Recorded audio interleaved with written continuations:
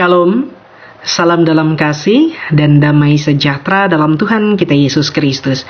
Jemaat yang diberkati Tuhan, hari ini Senin 9 November 2020, kita akan bersama-sama membaca dan juga merenungkan firman Tuhan yang didasarkan dari 1 Korintus pasal 14 ayat 20 sampai 25. Sebelum itu mari kita berdoa. Terpujilah namamu ya Tuhan, kami Yesus Kristus. Kami bersyukur atas setiap kemurahan-Mu dalam hidup kami, atas setiap penyertaan-Mu dalam setiap kegiatan, aktivitas, tugas, dan tanggung jawab kami. Saat ini Tuhan, kami mau bersama-sama membaca merenungkan firman-Mu. Mari Engkau memberkati firman-Mu ini, Engkau memberkati kami yang akan mendengarkannya, pun juga hamba-Mu yang akan menyampaikannya. Sehingga kami boleh belajar dari firman-Mu, sehingga firman-Mu ini dapat berakar, bertumbuh dan berbuah dalam kehidupan kami hari lepas hari dan waktu demi waktu dalam kebenaran firman-Mu Tuhan. Dalam nama Tuhan Yesus Kristus kami berdoa dan mengucap syukur. Amin. Kita buka bersama 1 Korintus pasal 14 ayat 20 sampai 25 di bawah perikop sekali lagi tentang karunia roh. Demikian firman Tuhan. Saudara-saudara, janganlah sama seperti anak-anak dalam pemikiranmu. Jadilah anak-anak dalam kejahatan, tetapi orang dewasa dalam pemikiranmu. Dalam hukum Taurat ada tertulis, oleh orang-orang yang mempunyai bahasa lain dan oleh mulut orang-orang asing, aku akan berbicara kepada bangsa ini. Namun demikian mereka tidak akan mendengarkan aku, firman Tuhan. Karena itu karunia bahasa roh adalah tanda, bukan untuk orang yang beriman, tetapi untuk orang yang tidak beriman. Sedangkan karunia untuk bernubuat adalah tanda, bukan untuk orang yang tidak beriman, tetapi untuk orang yang beriman. Jadi, kalau seluruh jemaat berkumpul bersama-sama dan tiap-tiap orang berkata-kata dengan bahasa roh, lalu masuklah orang-orang luar atau orang-orang yang tidak beriman, tidakkah akan mereka katakan bahwa kamu gila? Tetapi kalau semua bernubuat lalu masuk orang yang tidak beriman atau orang baru, ia akan diyakinkan oleh semua dan diselidiki oleh semua. Segala rahasia yang terkandung di dalam hatinya akan menjadi nyata sehingga ia akan sujud menyembah Allah dan mengaku, sungguh Allah ada di tengah-tengah kamu. Amin. Jemaat yang diberkati dalam Tuhan Yesus Kristus. Dalam perenungan kali ini secara khusus dari 1 Korintus 14 ayat 20 sampai yang ke-25 ini, pertama-tama saya mau mengajak kita untuk melihat satu terjemahan dalam Alkitab bahasa Indonesia. Di ayatnya yang ke-20 ada kata anak-anak dan disebut 2 kali dalam ayat itu. Dalam terjemahan yang lain, dalam terjemahan NIV atau New International Version, kata anak-anak yang kedua diterjemahkan sebagai bayi-bayi. Arah pengertiannya adalah anggapan anak-anak lebih bayi itu relatif lebih suci atau lebih baik ketimbang orang dewasa dalam pengertian khusus. Nah, dalam bahasa Yunani, bayi disebut nepia zete yang berasal dari 2 kata. Kata yang pertama yaitu ne yang berarti tidak, dan kata yang kedua adalah eipo yang berarti aku berkata atau berbicara. Jadi singkatnya, nepia zete itu berarti orang yang belum atau tidak bisa berbicara. Sehingga merujuk dari pengertian dasar ini menunjukkan kalau kita mesti harus hidup seperti anak-anak atau bayi yang tidak bisa berbuat kejahatan. Tetapi sebaliknya ditunjukkan dalam hal pemikiran dan juga tingkah laku, kita mesti menjadi pribadi yang dewasa yang harus berpikir sebelum kita melakukan segala sesuatu karena kita akan mempertanggungjawabkannya. Jemaat yang diberkati dalam Tuhan Yesus Kristus, ada beberapa ciri anak-anak yang saya catat. Yang pertama, mereka tidak berpikir panjang sebelum bertindak. Yang kedua, mereka mudah terombang-ambingkan, atau dalam istilah sekarang disebut labil.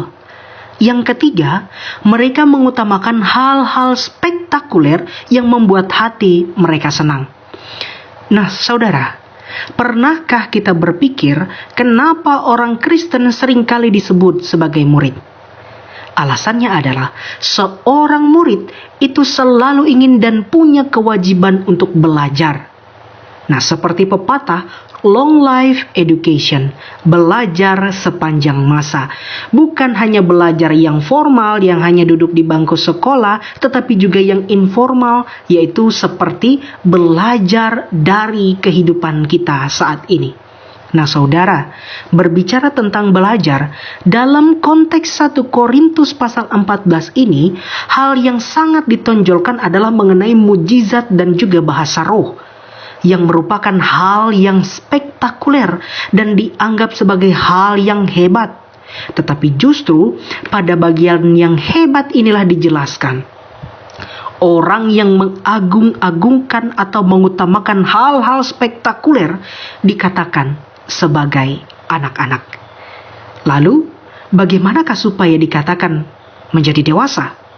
Supaya kita menjadi dewasa dalam pemikiran dan iman, tentunya kita harus belajar mengenai firman Tuhan dengan tekun dan juga menghayatinya agar kita tidak menjadi batu sandungan bagi orang lain.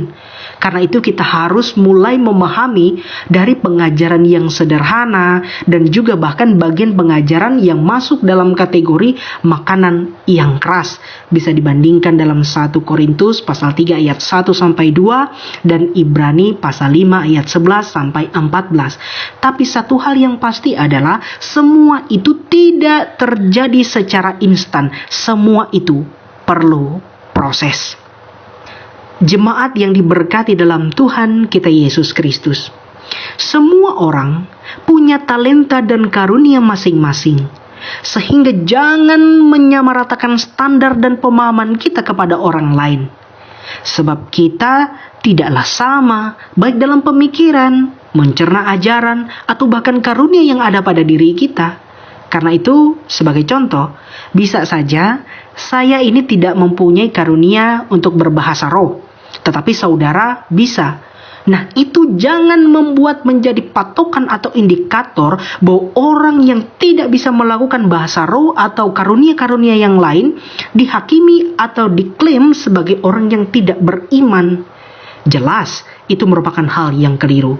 Saudara ingat Injil Matius pasal 25 ayat 14-30? Tentang hamba yang diberikan 5, 2, dan 1 talenta? Apa yang dikatakan di sana? Bukan seberapa besar dan banyak talenta yang diberikan, tetapi perhitungan situannya adalah bagaimana para hambanya itu mengusahakan, mengelola, mengembangkan talenta yang dipercayakan kepada mereka. Karena pada dasarnya semua orang itu berbeda, semua orang itu istimewa dan punya keunikan masing-masing, dan kita memperoleh talenta karunia sesuai dengan takaran yang Tuhan berikan kepada kita. Tetapi ketahuilah saudara, semua orang akan bertanggung jawab dengan karunia masing-masing di hadapan Tuhan. Jadi jangan mudah menghakimi orang lain dengan ukuran kita, karena kita masing-masing akan mempertanggungjawabkan semuanya itu di hadapan Tuhan. Karena itu saat ini, jadilah dewasa dalam pemikiran dan juga tingkah laku kita.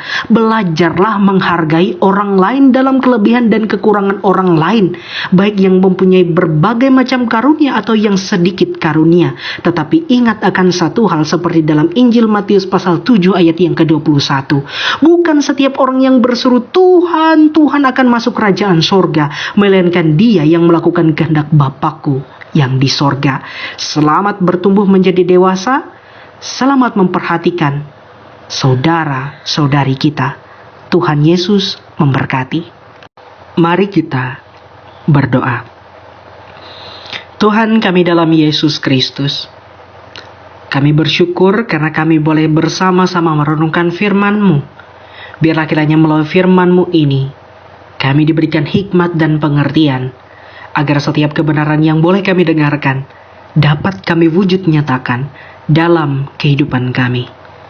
Saat ini juga ya Tuhan, kami bersama-sama menaikkan seru doa kami kepadamu. agar biarlah senantiasa Engkau boleh memberkati kami dalam setiap tugas, tanggung jawab, pekerjaan, aktivitas yang boleh dipercayakan kepada kami dengan berbagai karunia dan talenta yang Tuhan boleh anugerahkan kepada kami. Biarlah kiranya kami dapat melaksanakan setiap tugas dan tanggung jawab kami dengan penuh dedikasi, agar biarlah apa yang boleh dipercayakan kepada kami dapat kami laksanakan dengan penuh tanggung jawab. Demikian pula ya Tuhan, Engkau kiranya boleh memberkati, memberikan kami kesehatan dan juga kekuatan di tengah-tengah masa pandemi COVID-19 ini Tuhan. Kiranya kami boleh diberikan imunitas tubuh yang kuat, sehingga kami boleh diluputkan dan dijauhkan dari penyakit COVID-19 ini Tuhan. Terlebih juga Tuhan, biarlah Engkau memberkati orang-orang yang kami kasihi, orang-orang yang kami sayangi, orang tua kami, anak-anak kami, keluarga kami, orang-orang yang kami kasihi dimanapun mereka berada, dekat ataupun yang jauh dari kami. Biarlah senantiasa perlindungan yang berasal daripada Tuhan saja yang boleh melindungi mereka dalam setiap keadaan mereka Tuhan. Demikian secara khusus, saat ini juga kami berdoa kepada jemaat-Mu yang ada di Muara Laung Tuhan. Dalam setiap keadaan mereka, biarlah kiranya Engkau pun juga memberkati mereka dalam pertumbuhan iman, rohani, dan juga pengharapan mereka Tuhan. Engkau memberkati jemaat-Mu, Engkau memberkati setiap pelayan-Mu yang boleh ambil bagian di sana Tuhan, sehingga mereka akan menjadi alat di tangan Tuhan untuk mewartakan kabar sukacita itu dan menjadi contoh teladan dimanapun mereka berada. Biarlah senantiasa perlindungan yang berasal daripada Tuhan boleh melindungi jemaat-Mu yang ada di Muara Laung dalam setiap keadaan dan juga keberadaan mereka.